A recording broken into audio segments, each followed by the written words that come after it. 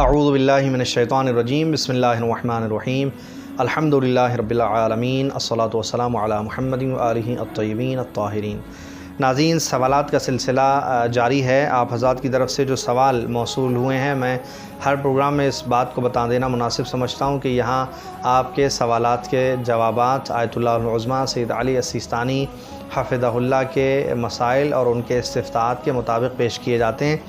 سوال ہے کہ خاتون کے بال، کسی لیڈی کے بال اگر بہت زیادہ لمبے ہیں تو وہ انہیں تھوڑے سے بال کاٹ سکتی ہے، کیا اس بات کی اجازت ہے؟ اور آئی برو بنا سکتی ہے؟ سوال کرگل سے کنیز بہن نے کیا ہے۔ تو جی، کسی کے اگر بال لمبے ہیں تو بے شک انہیں کاٹنے میں کوئی حرج نہیں ہے، بال کاٹنا حرام نہیں ہے، گناہ نہیں ہے۔ اور ان بالوں کو کاٹنے کے بعد ان کو، جیسا کہ اس سے پہلے اگر آپ دیکھنا چاہیں تو آپ کو اس کا لنک اسی پروگرام میں مل جائے گا، جو آپ کو بتائے گا اور پروگرام وہاں ملے گا کہ بالوں کے حوالے سے کیا کرنا چاہیے، انہیں دفن کرنا چاہیے یا انہیں یوں ہی پھینک سکتے ہیں، تفصیل آپ کو مل جائے گی۔ تو جی، بال کاٹے جا سکتے ہیں اور آئی برو بنانے میں، بذات خود آئی برو بنانے میں کوئی اشکال نہیں ہے، آئی برو بنا سکتے ہیں، حرام نہیں ہے۔ کہکشاں جونپور سے ہیں، ان کا سوال ہے کہ شیشے کے سامنے نماز پڑھنا کیسا ہے؟ کہ شیشہ جو کہ اتنا بڑا ہے جس میں انسان نظر آتا ہے۔ جی بالکل، شیشے کے سامنے نماز پڑھنا مکروہ ہے۔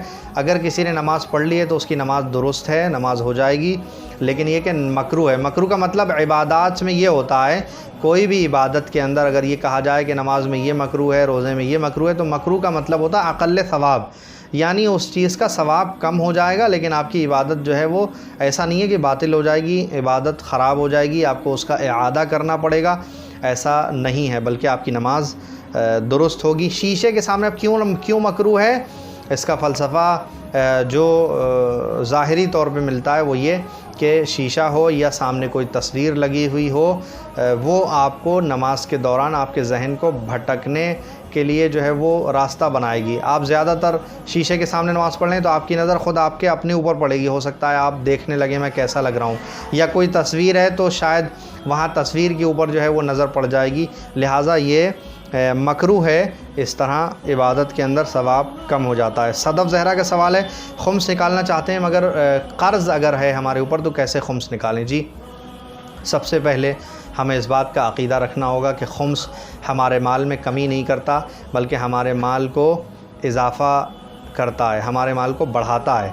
اور جب ہم خمس نکالتے ہیں تو ہمارے پیسے میں برکت آتی ہے، خمس نکالنے سے ہمارا پیسہ بڑھتا ہے، یہ عقیدہ رکھیں، کیونکہ ہمیں اہل بیت اطہار علیہ السلام کی طرف سے یہی بتایا گیا ہے کہ ہمارے مال میں برکت ہوتی ہے، اور پریکٹیکلی طور پہ، عملی طور پہ بھی یہ دیکھا گیا ہے۔ تو خمس جب ہم نکالیں گے تو ہمیں برکت ہوگی۔ اب کسی کے پاس جو ہے، اگر ہمارا قرض ہے، دونوں باتیں میں بتا دیتا ہوں، اگر ہمارا قرض کسی کے پاس ہے تو ہم وہ قرض ملنے کی اگر ہمیں امید ہے تو ہم اس کا خمس نکال دیں گے، اس کو شامل کر لیں گے۔ فی الحال امید نہیں ہے، نہیں نکالیں گے، جب ملے گا تب اس میں نکال دیں گے۔